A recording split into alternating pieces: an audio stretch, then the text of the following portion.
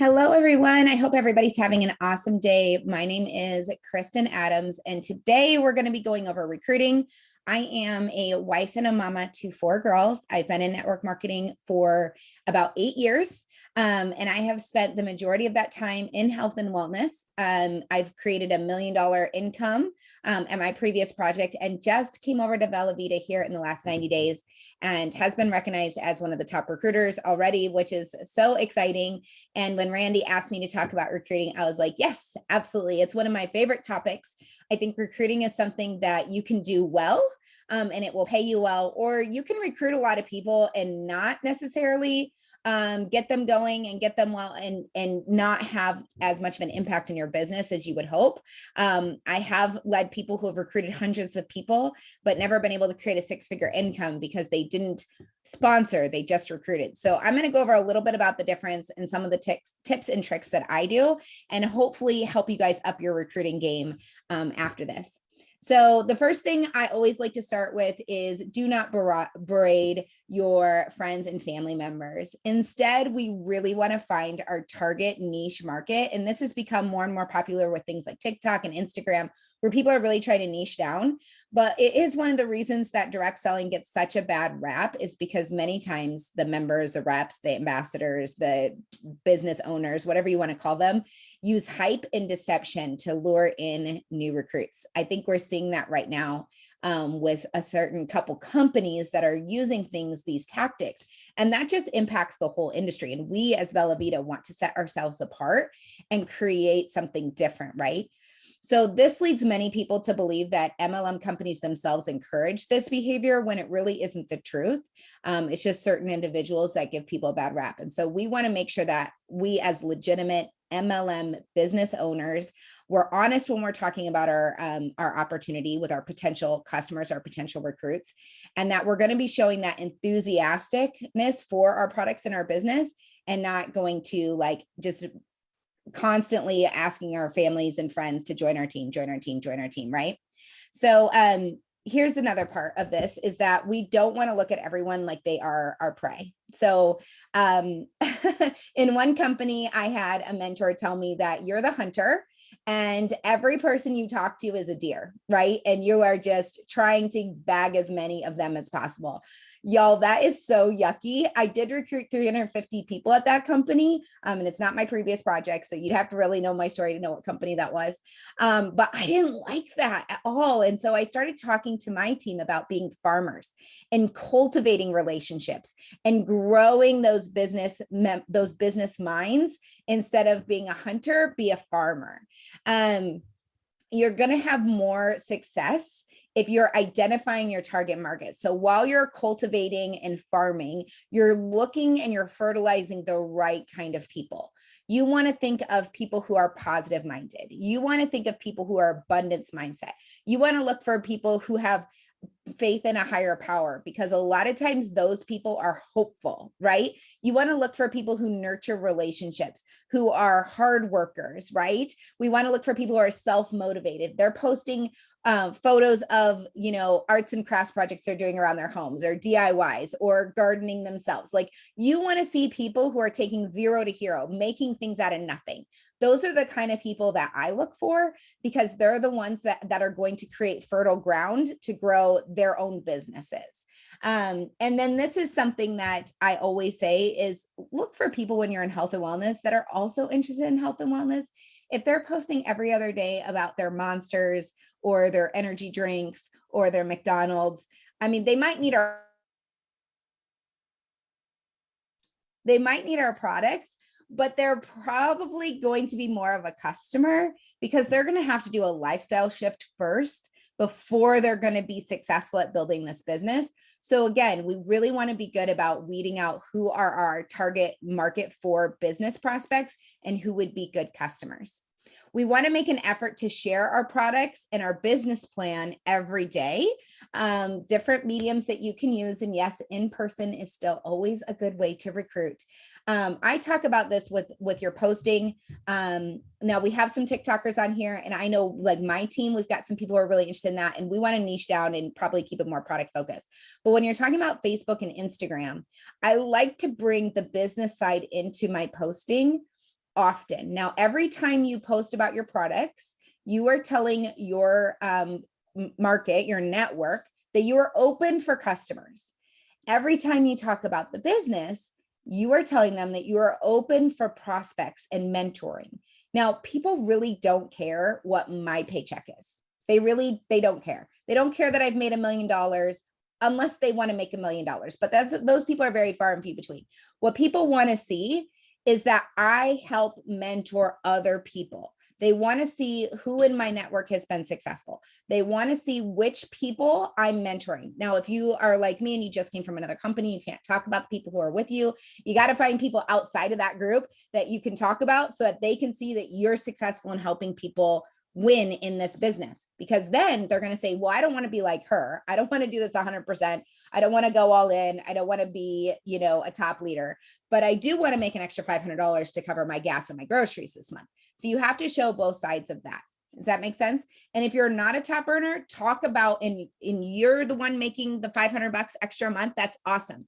Make sure you're spending a little bit of time on your feed talking about your mentor or your upline or Randy or Mary's and Richard's post that they just made about crossing $1 million in income is huge. If you have not secured $1 million income, talk about them, talk about how they are guiding you and they are open to mentoring your people, and we're paid infinity levels deep, because you want to show that you have experience or someone in your direct line that has experience growing all sorts of sizes of business, because that way it's going to keep more people interested in knowing more about how they can get involved. And then this is the part that I was talking about with recruiting, is you don't want to just recruit warm bodies. We don't want to just be hunters and recruit any old person. We want to sponsor them. So we really want to find out their why. We want to help them get started. We want to show them the basics. We want to get them on Velo Launch or whatever system you're using. I think the Velo Launch is amazing and everyone should go through it. And I thank Mary and Richard for creating this for us. But this is going to help those people have a bigger chance of success. And think about this. If you bring in 9 people and 8 of them get to associate, you just tripled your business volume. If you bring in 9 people and 1 gets to associate, you only added a couple people to that. You made 11, right? Out of those 9, instead of potentially up to 30. So we really want to help people get started the right way, and making sure that they're committed to it. Going over how much time are you planning on putting in this. Let's talk about your first post. Let's get you involved in the content collab. Let's show you how to use the ATM groups. Walk them through those baby steps. Obviously, all at once is a lot, but over their first week, so that they can successfully launch their businesses and you can double your income in your team. Now, this is my biggest tip. I know Mary has talked about this too. When it comes to products, obviously we want to listen to what they're struggling with and help them find the right products. But when people are talking about the business opportunity, we want to listen to what they want also.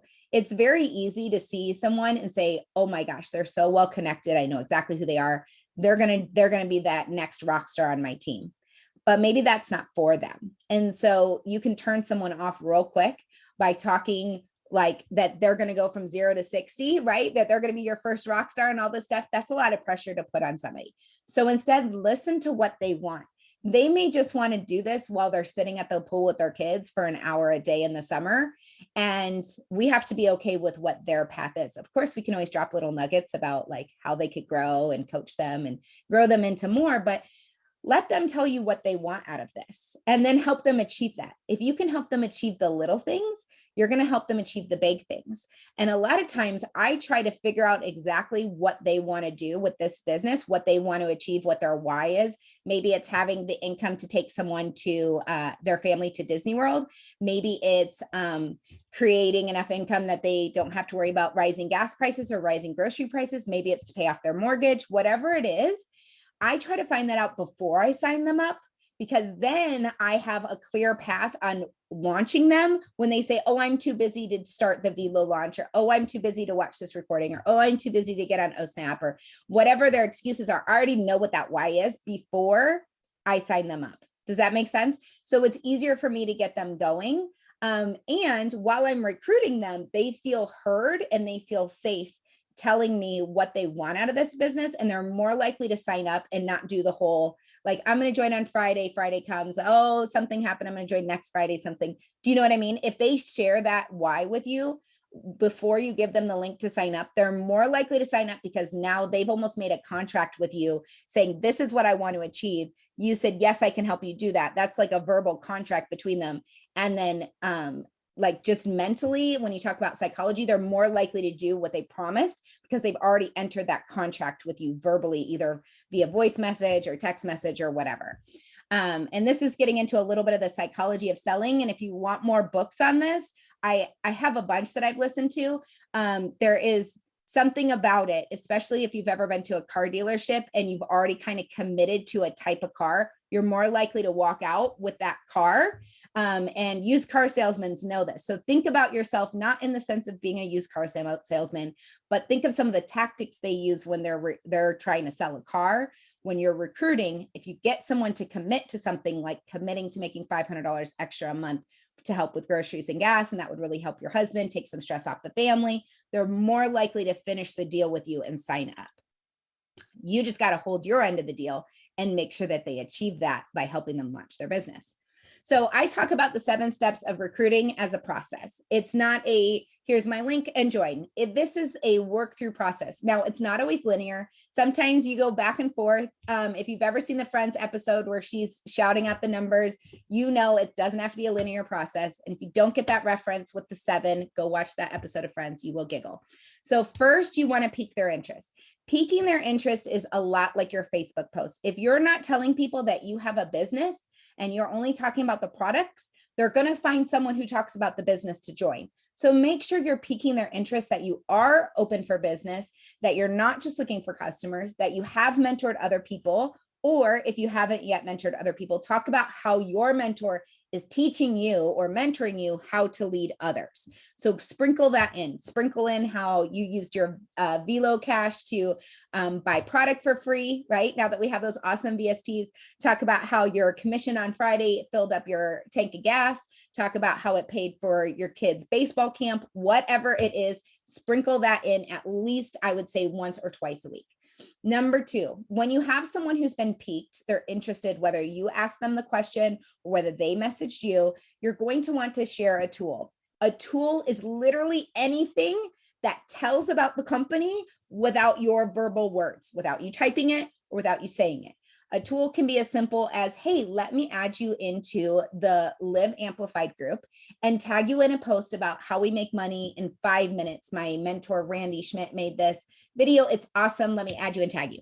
Let me send you a PDF from the back office. Let me send you this cute graphic that Kenna made. Whatever it is, right? It's something that you can send them or show them or share with them. Even a sample is a tool.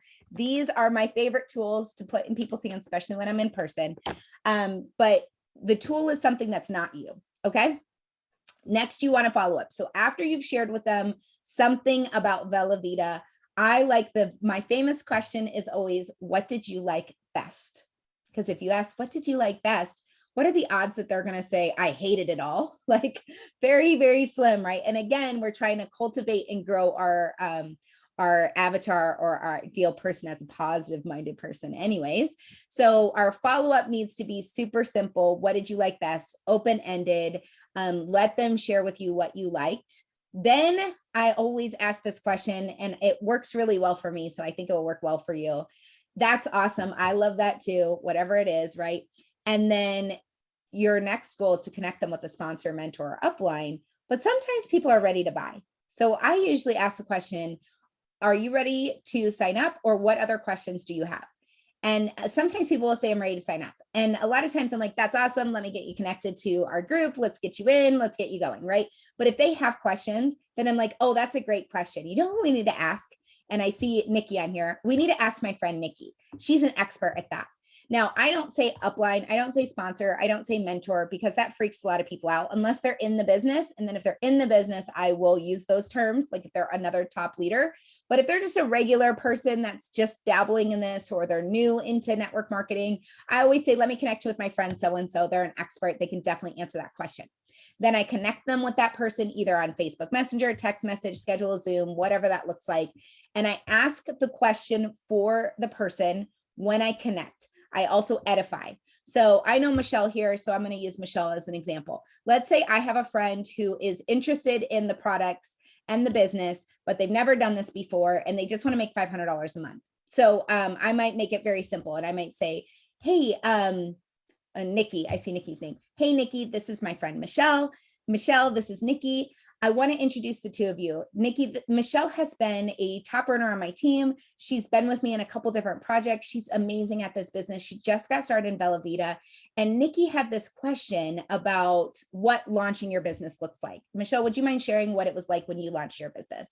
And then you're kind of already asking that question and giving Michelle something to say. If you just put them in the three-way chat and introduce them, sometimes it's crickets. It's kind of like setting two people down at a coffee table, like for a blind date, and just being like, here are you two, good luck, and like leaving the table. So make sure you guide the conversation, ask the question, open it up to the potential. In this situation, it was Nikki. So Nikki, what other questions do you have for Michelle? Anything like that. Then Michelle is going to take the reins on this. Now, Michelle might be in my downline, and it's totally fine to use your downline to train them on how to recruit people too. I do this all the time, put people on the spot. It's a really great training tool. And so I might be having a conversation with Michelle on the side and saying, hey, go ahead and send this post, send this message, send this, and coaching her to be the mentor in that situation. Then that way you're getting more bang for your buck, especially if you're a top leader and you're looking to grow one leg and you're wanting to grow leadership within one leg, and you maybe are an all-star and you're trying to get a couple more people to associate. That's a really great way to teach those up and comers how to close and edify better by using them in your three-way chats. And then once they sign up, we're going to get them into the Velo launch as quickly as possible and help them work their business. So when it comes to peaking and when it comes to recruiting specifically, you always want to stress that opportunity. You always want to have a way to weasel it in. I don't like the posts that are like, look at how much I've made, look at how much I've done. There is a time for that. You'll see like Randy shouting out people, and that is attractive to a certain type of people, but the majority of people need to see small wins. They need to see you talking about the community of the members that you have. They want to see you talking about people who have been successful under your mentorship. They want to know that you can mentor them for their goals. That's what you want to have as your meat and the potatoes. The big posts about like the huge things that you've won or the huge things that you do need to be once a month or less. It needs to be more focused on the individual wins. Get creative with your TikToks and Reels. We have some really great trainings on there. I'm not going to talk about it because I'm a newbie on that. But if you are able to bring up how Bella Vita covered the cost of your stuff, stick within your niche on all of that and make sure you have a call to action. I like to use a text service. It sounds like in there you can't really message people. So make sure you look into that if you're going to be growing on that. And when you're doing your lives is really my niche. That's where I grow the most. I like to focus on the why. I like to focus on more of the intrinsic value of the business, not just the income, and share about how people have been able to create an income within your organization using your systems, using the tools that you have that they will have access to. Basically, you're trying to show them that you already have everything that they need to be successful. They just need to take the 10% like step in. You've done 90, they just need to do 10. They just need to trust you, take your hand, and let's go. It's kind of like when you see realtors posting move-in ready. You want people to know that their business is move-in ready. All they need to do is sign up, and you're going to help them with the rest. That makes it so much easier for people to trust you and to jump in and to actually launch their businesses, which is what you really want. You don't want to recruit 100 people that do nothing. I'd rather have 10 that want to run to the moon with me. So when I approach a prospect, a lot of people like to say no cold messaging, no, I don't want to reach out. I don't want to do those things. But if you do want to get to that next level, this is where I think most people drop the ball. And that's because they don't want to They don't want to prospect. They don't want to go out of their comfort zone and send those messages. I didn't make a slide on this, but I'm going to tell you guys how I determine whether or not I'm going to ask someone about the business. And it's the anagram frog. So do I know about their family and their friends? Do I know about their recreation, what they like to do for fun? Do I know about their occupation? And do I know about their goals? If I know those things, their family, their recreation, their occupation, their goals, I can usually form a request for them to take a look at Bella Vita based on a whole or a goal or something in those 4 things that I can share with them. So sometimes it's simple. I looked for nurses because I was a nurse. So it's easy to identify with the struggles of that occupation. Does that make sense? And whatever your occupation was, you know what the struggles were. Even if your occupation is a stay-at-home mom, you know what the struggles are of that too. So you can identify with that person. And then you can posture yourself with confidence and excitement on how you've overcome said struggle with Bella Vita. Does that make sense? You want to build that genuine relationship. I love building relationships on social media, whether they decide that they want to be a part of my business or whether they're just a friend. Okay. And we all have to take off that hat of like, everyone's a prospect. People can sense that, they can smell it a mile away. And if you're literally just trying to grow friendships, and then if there's an opportunity, approach them about this, there's a better chance that they're actually going to ask you about it before you get up the cojones to go message them. But be bold and be straight to the point. When you're ready to make that question, don't hem-haw around about it. I do also like to add in the, if not, that's okay. Or, some way for them to say, no, thank you. If this isn't for you, I totally understand. But I do try to make it very to the point. I try to invite people to the op calls or into a Facebook group. And when I do ask them, I'm bold, I'm straight to the point, and I let them know why I think that this would be a good fit for them if they're open. And if not, that's okay too. But keep your doors open. If they say no, thank you at the time, that's okay. Never going to be the mentor that tells you to go for no, because that's not really our goal. Our goal is to go for yes. And so a lot of times you can say, look, if this isn't the right timing for you, I totally get it. But just know that my door is always open, and I'm mentoring people every single month to making an income from home. And I think you'd be perfect at this. So leave it open and keep it relatable. Again, I look for nurses, I look for moms, I look for people who are similar to me in interests and lifestyle and things like that. Look for people who are similar to you. That way they can see themselves in you, right? And if you find someone who would be really great at this, but they're not like you, maybe it's a guy, maybe they're in a business that you've never heard of, maybe whatever, use someone in your team or someone in Bella Vita who's seen success, who is like them as an example. You remind me a lot of so-and-so. You've got to check out their story. Can I add you into this Facebook group and tag you in their post, right? Keep it relatable. I prefer voice messages. I hate the way my own voice sounds. You probably do too, but to other people, you can tell the inflection in your tone, and you can also use some of the subtle intonation triggers to help them say yes. One of my top tips that I've ever learned is that if you say anything and you ask it in the tone of a question, you're more likely to get a yes. So what does that mean? Well, that means if you were to say 3 sentences in a row and the last tone of the last word or syllable of the sentence that you're saying goes up at the end, in their mind, they're going to say yes. Okay, so it can even be statements. So I'm going to try to do this as an example. And sometimes it sounds weird when I'm not doing it in person or when I'm not doing it in real life, but here we go. So, hey, Michelle, my name's Kristen Adams. I was just curious if you had a few minutes. I would love to talk to you about a new project that I'm working on. So do you see how those 2 went up? And then the last one was the question. She's thinking, yes, that's Kristen Adams. Yes, I have a few minutes. Project I'm working on, sure. So if you say your statements going up at the end, you're more likely to get them to agree to what you're telling them, even if it's not a question. I know it sounds really weird. We can go into this another time, but if you sound stupid when you first start, I still feel like I sound stupid, but it works really well to get people to say, yeah, sure, I'll take a look. Okay, so after piquing interest, we've already kind of talked about this a little bit with the edifying. The reason that you want to edify that person that you're putting into the 3-way chat is because when you do that, your prospect is like, oh, wow, this person sounds amazing. and they're more likely to listen to what they have to say and agree with what they have to say, especially if you edify them. Now, for people who have a lot of credentials, a nurse practitioner made $1 million. It's easy to say that and edify me. But what about those just regular moms, right? How do you do that? Well, you want everything to sound edified. So again, sorry, Michelle, you're like right up here front and center because you're letting everybody in. So Michelle is a mom. I've known her for many years. She's such an amazing human. We've been really great friends for, 5-6 years so far. She's already hit the first rank in our company and made an income on her first paycheck. Now that income could have been $25. She hit associate. The person coming in is like, wow, that's awesome, right?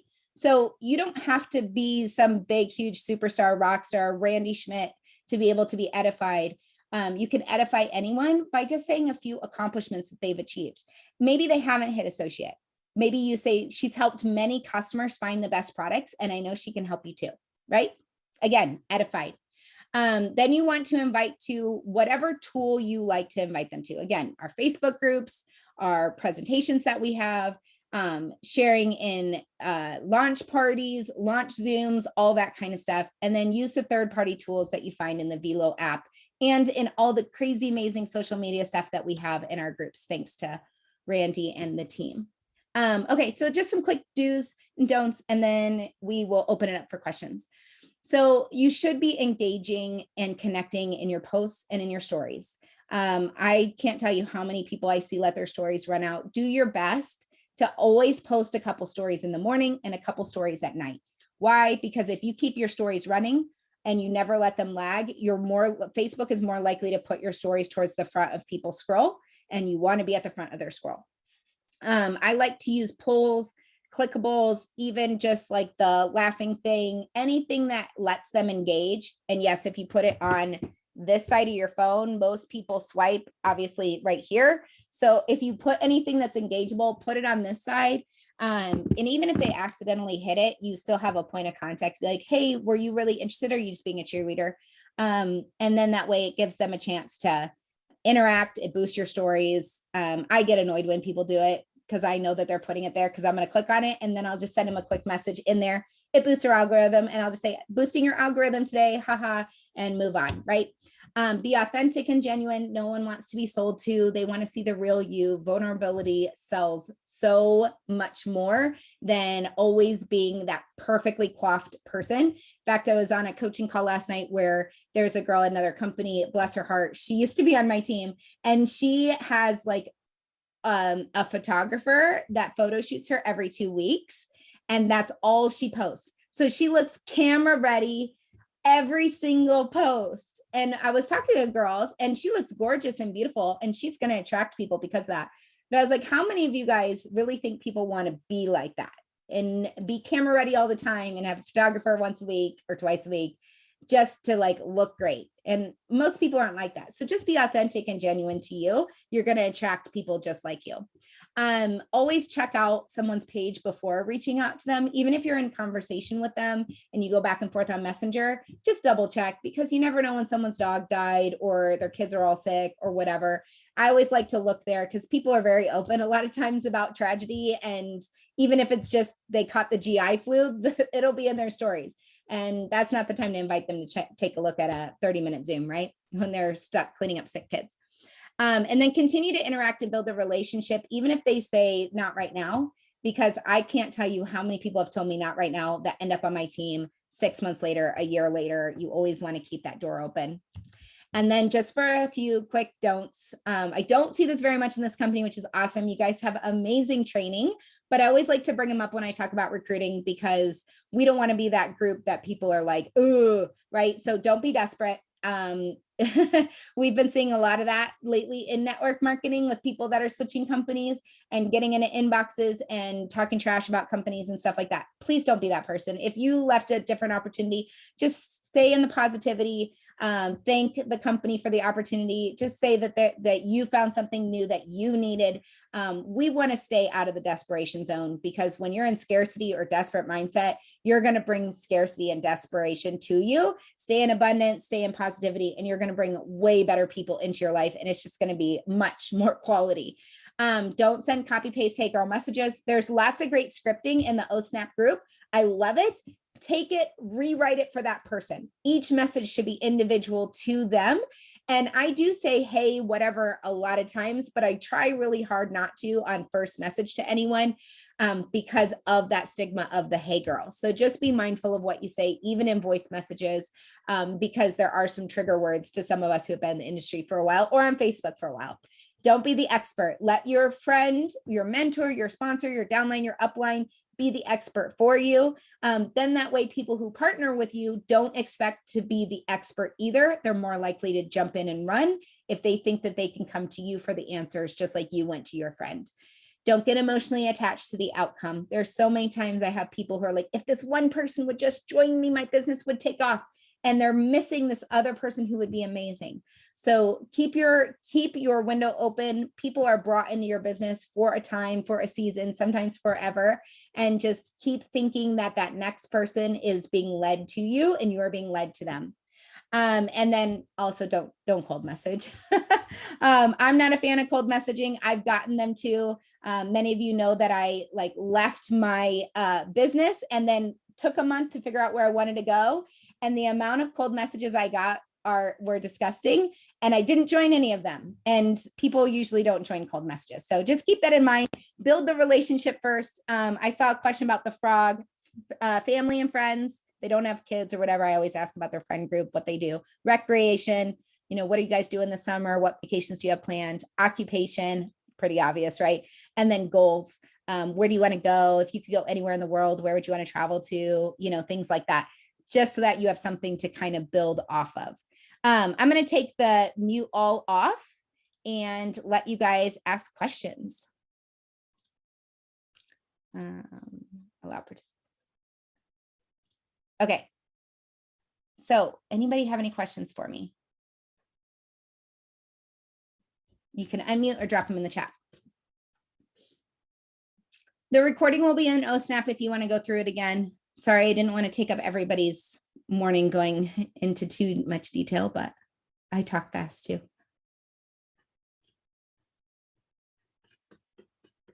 You can ask me anything. What is the best link for people to watch? Okay, that's a good question. Felicia, if you feel comfortable recording your own, record your own.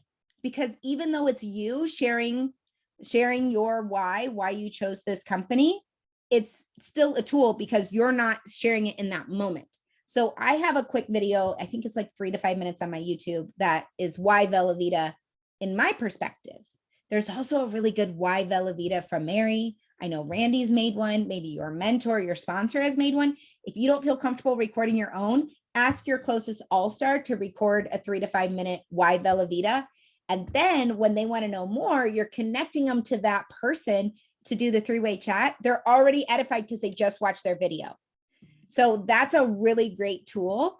But before I recorded my own, I used Mary's. I think that's a really great one. I usually send a 3 to 5 minute video before I send like a 30-minute video. But if someone has watched my why Vela Vita and they want to know more, then I will either connect them into a 3-way chat or I'll send them like the Tuesday night call if they want to watch a video, or I add them to a Facebook group. And where do you find those links? You find them in the Velo app. At the bottom, there's a little video thing and it says opportunity presentations, or YouTube. My name's Kristen Adams on YouTube. It's easy to find me. I look the same there as I do here. Okay. Jana asks, I get stuck on follow-up, what to say, how often, and you don't want to hound. Okay. This is a really great question. I stick with the 24 hours, 48 hours, 3 days. And then so I message, let's say I talk to him on Monday, I message him Tuesday, and then I wait 48 hours, I message him Thursday, and then I may message him on Saturday or Sunday. And then if they still don't, I usually wait another 3 days, and depends on the person, but sometimes I'll take the opportunity away from them. Okay. So this is what I say. This may work for you. Just be prepared to literally cross this person off your list. So don't send this if you're not ready to do that emotionally. But again, we're going to not be attached to the outcome, right? So if I have someone that I've talked to 3 or 4 times and they're like, yeah, I think I want to join. And then they don't. And you're like following up. And you're like, okay, I literally say what I think. This is getting awkward. I value our friendship more than anything. And if you're not ready for this opportunity right now, that's okay. I will cross you off my list. I don't want to hound you. And you would be surprised how many people are like, no, I want it now. I'm signing up. Do not cross me off your list. And then sometimes I'll have people who are say, oh my gosh, thank you. Cause I can't do it right now. Life's crazy, but it's going to slow down after summer. Can we come back to this in August? Yeah, absolutely. We can come back to this in August. I didn't want to be sending you messages every 72 hours till August. Thank you for letting me know. And you can have a little giggle about it and move on. Right. So just be, and it's hard to be that person because it's so honest. It's so like truthful, but people crave that. They don't like the BS. So just be honest. If it's getting a little awkward and you're feeling like you're hounding someone, let them know that and give them an opportunity to be crossed off your list or for you to circle back another time. Okay. Sammy asks, how long do I chat with someone in creating the relationship before I ask them to take a look? So for me, Sammy, I would like to cross off those 4 things. I like to feel like I know them well enough. I know what their kids' names are and how old they are. I know what they do for work. I know where they're vacationing this summer. I know she wants to take her kids to Disney World. And then I'm like, hey, listen, this might be completely out of left field, but I've actually helped people make enough money to be able to create a Disney vacation in like a month or 2. When are you wanting to take those kids to Disney? If it's soon, maybe we should talk about the business opportunity. Are you open to that? Do you feel how natural that felt? Like, I'm there serving this person. They're not serving a need for me. It's going to take work for me to recruit them into my business. Instead, I'm offering my service to help them accomplish their goals. Way easier to get people to say yes. And then do help them accomplish their goals. Don't say that and then just recruit them and not sponsor them. Help them accomplish that goal. Do I ever aim for my customers to become partners? Only if they're sharing the product. If they're not sharing the product, we make more commission off of customers than we do on a member that just orders for themselves. So I do not push people into entrepreneurship. We are a small few. Not everyone is built like us. And I promise you well, we can ask Holly. I see her up here. Having 400 customers is easier than having 400 members that just want to complain to you. So keep them as customers unless they're itching to do it. Or if they've been a customer for a long time and they start sending people to you, then talk to them about upgrading, right? Because then they can make a little bit of money. I'm totally fine with that. If someone's already sending me referrals, I'm like, hey, let's upgrade you. Let's get you a spot. I want you to make the commission instead of me. And if you want to dabble a little bit and learn about business building, I would love to train you on that. Got a 14-day course I can send you, whatever that is, right? The Velo launch, in other words. So baby step those people, but if they just want to be customers, don't push them into being members. You'll make more money on them and they'll be less frustrating. Could we do a video with members about their why? Like a training? Is that what you're asking, Marlene? Mm-hmm. Also, when someone texts you from TikTok about the opportunity, what do you reply with? Well, I am not really on TikTok very much. Holly, I see you. Do you want to answer that?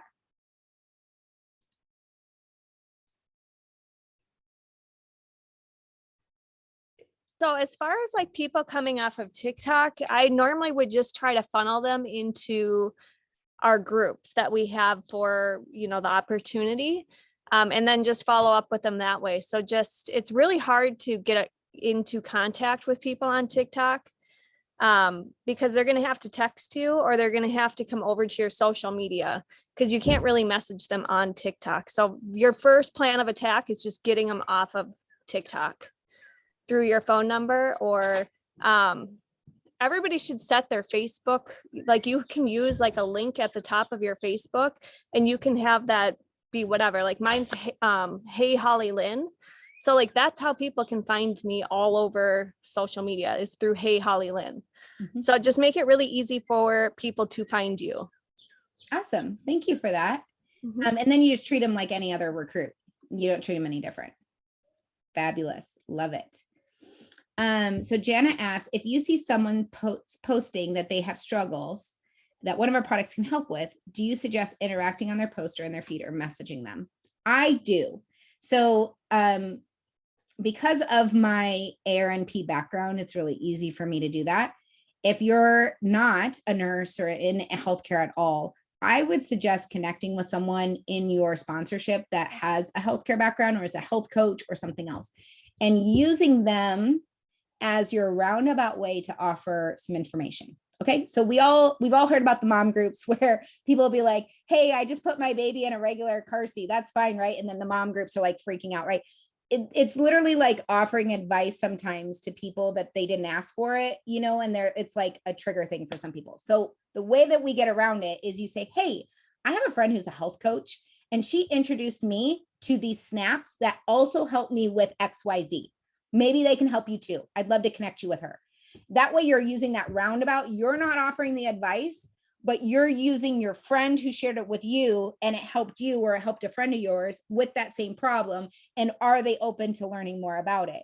That's providing hope and kind of like a circle of like edification around that. Does that make sense? So you're not just saying like, hey, I saw you get tired and mom rage. My snap might help you with that. Some people might be like, I didn't ask for your advice, right? But if you can circle it in a way of like a trusted response, like I also struggled with that, or my friend struggled with that, and this health coach recommended these snaps, I'd love to share more with you. It's like indirectly giving them advice. I hope that helps. I think in network marketing, we've gotten such a bad rap for people offering unsolicited advice that a lot of people just reel back and they're like, I didn't ask for your opinion. I didn't ask for your MLM thing. So just make sure you're bringing it up in a way that's edified. And I usually do it in private messenger. And a lot of times I'll actually screenshot the post and send it in there so they know exactly what I'm talking about. And I'll also a lot of times ask permission. I might have something that could help. Are you open to suggestions? And they may say no, and that's fine. But they may say yes. And then you can offer that help. Thanks, Ariel. I'm assuming Yoda is a compliment because I don't watch those videos. I ain't got time for videos and movies. I'm always working. I'm just kidding. All right. Well, if nobody else has any questions, I hope you guys got value for this. We'll send this over to Randy to post, and have a wonderful day. Bye. And thanks, Holly, for helping.